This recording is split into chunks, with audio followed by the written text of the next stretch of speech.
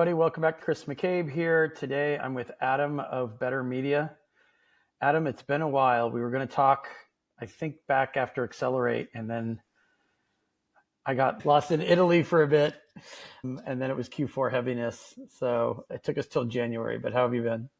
Good. Very good, Yeah. Chris. It's great to be back. Yeah, I feel like the last couple months have been a total time warp. I blinked and all of a sudden it's January of 2026 and we're doing New Year planning and all that stuff. Q4 really flew by, but in the background, I feel like there was a lot of subtle changes to the Amazon shopper experience as a whole, and also ads and targeting as a whole, right? So what better time to start discussing those changes, right? Do you think people are behind the curve on this stuff and there's a huge education gap, or are they just nibbling away, taking bites to get to where they need to be in terms of implementing AI? I know it's overwhelming when I see all the posts on LinkedIn and I read them and I'm trying to understand some of it, but I'm not a brand owner. Right. So is it overwhelming to them to the point where they're inactive, or do you help them find ways of understanding it bit by bit? Yeah, that's a really good question. I think the landscape, especially with the evolution of AI and how it's integrated into Amazon, is changing priorities and strategy rapidly, right? We have things like Rufus now with sponsored ads integration. We have things like AI descriptions directly below sponsored brand campaigns, right? Which heavily influences the customer experience. And 4 or 5 months ago, the heavy talk was AMC, AMC, AMC. Not that we're necessarily breezing past that, because I still think it's a very, very important topic of discussion and should be a focal point for brands. But I feel like as things change so rapidly, right, it's tough to keep up with the landscape and tough to continue being proactive in terms of strategy. So I think it's a little of both, if that makes sense. Yeah. I mean, then you've got groups of brands who I think are spending less on ads because they have to spend more on fees or whatever, more on Right.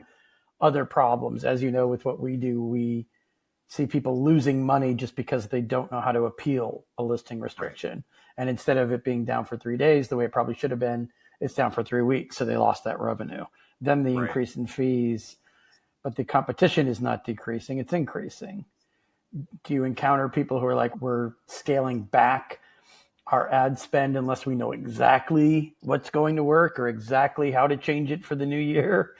Or is it kind of like a dead letter because everyone knows they have to keep pace with the arms race of ad spend? I think the macroeconomic trends and outlook play a big factor into 2026 ad budgets specifically. But I will say, with all of the recent rollouts, with AMC's evolution into ads and AI's evolution into ads, I think there are opportunities for cost savings for brands if they're implementing things perfectly. But what worked yesterday may not work today, right? So I find that there's still a lot of brands out there that are heavily focused on things like cost per click and advertising specific ACoS, right? Where like the focus years ago, it would make sense. Nowadays, if you're not being proactive with these new rollouts, you're kind of one step behind the brands that you're seeing dominate specific categories. So I'd say that budget decreases this year are to be expected. I think everyone has kind of seen, especially through Q4, sort of a consumer pullback in terms of purchase intent, in terms of disposable income that people have to spend money on things that they don't necessarily need. Yeah. But with that comes an opportunity, right? An opportunity for increased efficiency from an ad standpoint. And I'm sure from an overall Amazon standpoint. Are Amazon teams communicating enough, do you think? I mean, maybe communication could always be better, but do you think they're giving brands enough info on what they need to know? I do. I think it's a multi-pronged approach, right? Where you don't know what you don't know. And I will say Amazon has done a good job of checking in on things like AMC integration and the sponsored ads, DSP utilization, and how we can utilize AI there to improve efficiency. But it is an ever-changing landscape. And this is the fastest I've seen advertising and e-commerce evolve in quite some time. So if you're not proactively keeping a pulse on these things, whether it be through LinkedIn, through a strong agency partner, blogs and newsletters, podcasts, etc., then you can't just rely on one sole resource to get your updates, right? So it kind of needs to be this collection of what's next. Yeah. I think maybe getting to the Prosper show, maybe around that time, there'll be a bit more understanding of what's going on for Q2, Q3, Q4 for the rest of this year. Yeah. But I say that not having kept up with the pace of innovation myself. Yeah, so, but I think a lot of sellers are in my boat too. I'm paying attention to it the way a lot of them are because I need to know things and they need to know things. But unless you have an intrinsic understanding of all these tools and where this is all going for the rest of this year, let alone next year, I mean, does that hinder strategy if you're that far behind on the educational curve? Right. Well, who does, right? Like, I think we're in this sandbox together, regardless of your swim lane in e-commerce. And I can sit here and say that ads and AI integration, when it comes to advertising, is evolving rapidly. But, I go to Amazon now and I see AI integration all over the place, right? So it's also changing the consumer experience from the time they get on Amazon to product discovery, the whole way to adding to cart and buying and repeat purchasing or what have you. So my biggest recommendation at this point is to make sure you have resources to continue staying proactive, because I anticipate another year of a fast evolving industry. Things like Rufus and how Amazon is integrating AI into the shopper experience is a massive, massive shift, right? In things like traditional search advertising, and how we meet shoppers where they are versus what they're in market for. So just remaining proactive and making sure your resources are buttoned up in terms of what's next. Yeah. And the Rufus stuff, I mean, the posts I read are kind of all over the place in terms of what's coming or what's happening. I just noticed this. I just noticed that. Obviously, they're innovating with it, trying different things. That's another thing. What's trial and error versus what's here to stay? It's hard to know. Right.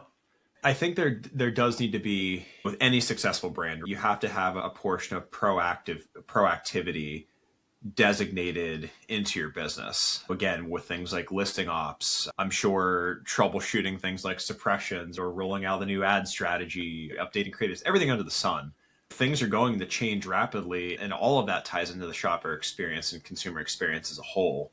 So I kind of digress, right? It's the name of the game is continuing to make sure that you are updated as far as an industry standard is concerned, and allocating a portion of your time to making sure that you're testing new things as the landscape continues to evolve. I suppose people make decisions on which agency they're working with, or if they're switching to use another agency for their brand, they're asking these questions to them as well. Like if they're not going to do it, their agency has to do it, right? It's funny you mentioned that. A lot of the brands that have come into our pipeline and inquired about our services, historically, I'll be a portion or a resource for our sales team to go in and audit strategy, audit structure and accounts, things like that. And I would say at this point, there's enough resources out there. There's enough strong agencies out there to where most of the time there's not things on fire from an ad standpoint. I had a conversation with a large brand last week when we kind of were treading along these lines. And one of the statements that stuck out was, from his standpoint, hey, nothing's on fire here, right? We're happy with performance, but we don't know what we don't know. Mm-hmm. And we're looking for a partner to help us bridge that gap between, hey, what is best practice now is probably not going to be best practice in 60 or 90 days. So how do we remain proactive on that front? Yeah, that's one of the biggest struggles we have is people like on the appeals of a restriction or a suspension side, people ask us questions that are from like 2 years ago. I assume part of that is they're using ChatGPT and asking ChatGPT about certain types of suspensions, and ChatGPT or whichever, insert here AI tool they're using is grabbing content online from 2 years ago and they're just repeating it to us without filtering it. But it's outdated information leads to outdated strategies, which is like a killer. And it just wastes your time, Yeah, I would agree. And I would assume then you guys have seen probably a ramp up in appeals and suspensions, but from a different angle nowadays, just with AI integration into each sector of e-commerce. Yeah, I mean, it's tricky. It depends on what the specific details are. Some people, as you know, we do a lot of abuse reporting, competitors attacking each other. A lot of people can't tell if they're being attacked, or they think they're being attacked, but it's just an Amazon AI flub. So they're like, oh, we must be getting hit with back-end keyword abuse. Okay, well, let's pull up category listing reports or look at flat files or whatever is going on. Sure. Maybe it isn't a competitor using an illicit async contribution through vendor. Maybe it is actually AI on Amazon's side as a result of a experiment, a byproduct of a tool trying to improve a listing but hurting the listing. Another example is people getting pushed into the wrong category. Well, is it something you did to your listing? Is it something Amazon did to your listing? Is it something a competitor did to your listing illicitly? It could be any of those three things. So it could be reporting Amazon their own error. It could be reporting abuse from a competitor, or it could be like, oh no, take a second look at what you're doing to make sure you're not triggering something by putting in misbegotten terminology or unsubstantiated claims language. It could be a lot of things. So that's kind of where that battle is being fought right now. I'm envisioning that maybe some of the same stuff goes on the ad side. Obviously, you know much more about it than I do, but how are people getting themselves tripped up by trying to over AI ad language or imagery, anything really? Sure. And I think there's a bigger story here with this conversation, in that AI is a great resource and a great tool if utilized properly, but it is not the gospel by any means. And I feel like a lot of industry chatter is sort of leaning towards more AI automation, which is fine if you have a human component to it, right? A human element in terms of checks and balances and helping the tool continue to evolve. But I think where I see the biggest hurdle or the biggest risk for a lot of brands from an advertising standpoint is relying too much on AI. It's very clear when you go into the search results for, let's say, whey protein or, high search volume keyword, what videos are at this point improving but poorly generated via AI. When that drills down the whole way to things like targeting recommendations, I'm sure on your end, listing recommendations and things that will get you eventually suppressed, making sure that you understand the guardrails that are in place with AI utilization, I think is really important, and not giving too much control to artificial intelligence, I think, is really key as we continue to learn about its capabilities. Yeah. I mean, on our side, people want to yield that control because it offloads the stress of having to write an appeal. And if people aren't used to it, it's like the internet is much more experienced with appeals than we are. So we're just going to accept what the internet tells us. The problem being the filter isn't there. Sure. It's just like we're going to copy and paste what we find because we don't know. The internet knows better than we do. I'm assuming the same thing's happening with other forms of brand management and selling and listing creation. Even just using this image versus another image, Right. I'm starting to understand that people are just outsourcing that thought process elsewhere to the point where it's like, well, we're just going to run a couple of tests and then whatever that result is, we're going to go with it. There still has to be a brain behind the strategy at some point. Yes. Exactly. And I think that's the key differentiator, right? We meet with brands who sort of dream of offloading things like campaign launching, bid optimization, per strategy, and all that to an AI tool. And me, somebody who has been very hands-on and manual with account management and with strategic approach to advertising, I raise a red flag, right? And it's like, you still need human intuition to get where you want to go in terms of strategy, in terms of creative, that type of thing. And if you're offloading too much of that work to AI, it's going to have the potential to not output exactly what you need from a business standpoint. And that's sort of what scares me at this point. Yeah, it is. It's scary. And also when people, as you know, we see account, not just ASIN level, account suspensions, where people are chat GPTing their way through it.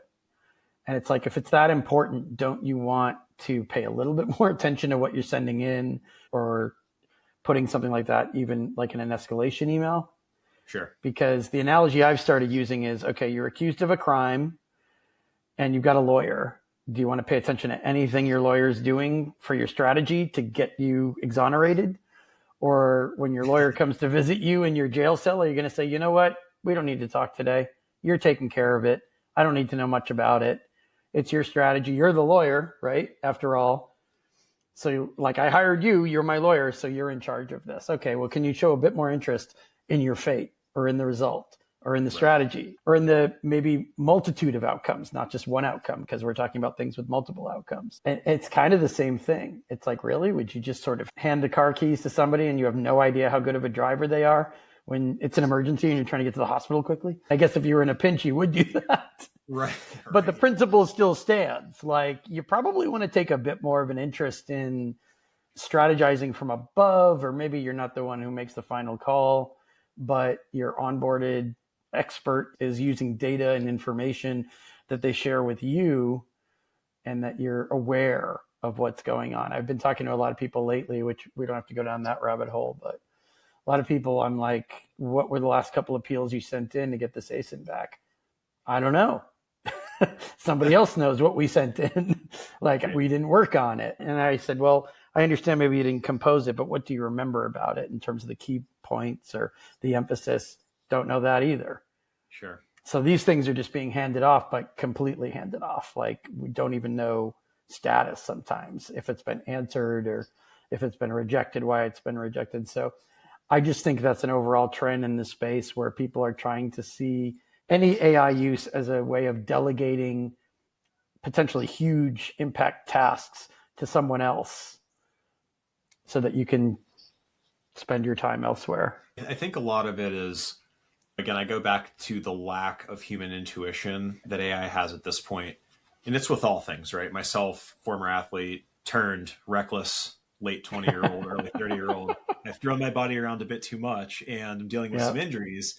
I use AI to educate myself on things like symptoms and to help me understand, why am I feeling this way, right? Why is my knee doing this, or why is my shoulder doing this, or something along those lines, right? And there was a moment a couple weeks ago where I'm asking it about a specific symptom and it's saying, oh, XYZ, this is what makes the most sense. And I completely omitted one symptom, right? Which wasn't a large factor in my mind, but it was omitted nonetheless. Well, as soon as I prompted AI with that symptom, it completely changed its answer. And I'm like, well, wait a second. What caused that, right? And it's like, there's new factors at play here, right? That I didn't know that. So from a human component, and, I'm not using AI as my doctor. I promise I'm meeting with doctors.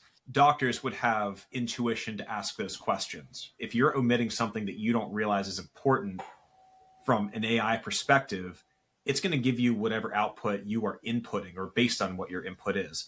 And I think that's transitionary in terms of the e-commerce landscape, right? If you are using AI to create a video for an upper funnel video campaign and you're missing one minute detail in your prompt that you may not see as super important, or maybe it's just completely omitted, the output is going to be wildly different or has the potential to be wildly different. So again, we're all in this sandbox together. I think it is a great resource for things like improving efficiency at the workplace. I use it a ton for building out internal trainings at Better Media, but that is not to say that I have not spent countless hours prompting my accounts on who we are as a team, what we do differently, where I want the evolution of our education and framework to evolve to. So it has a little bit better of an understanding than if I were to just type in, a 2-sentence prompt and let it go.